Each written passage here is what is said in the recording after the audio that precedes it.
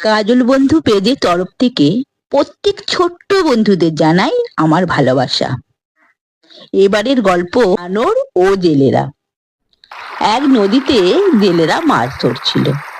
সেই সময় একটা বানর নদীর পাড়ে একটি গাছে বসে এক মনে তাদের মাছ ধরা দেখছিল।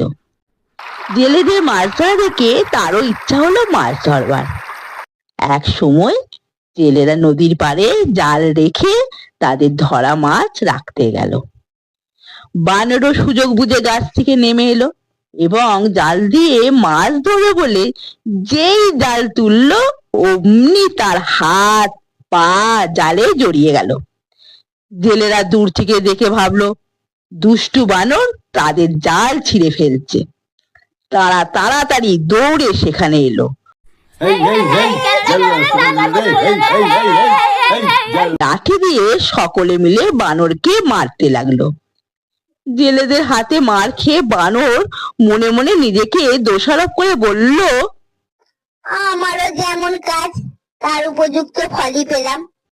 আমি মাছ ধরবার কিছুই জানি না, তবে শুধু শুধু কেন জালে হাত দিতে গেলাম। এ থেকে তোমরা কি শিখলে? যার কাজ তারই সাজে। আমার এই গল্প তোমাদের কেমন লাগলো জানাতে ভুলো না কিন্তু। অপেক্ষায় রইলাম।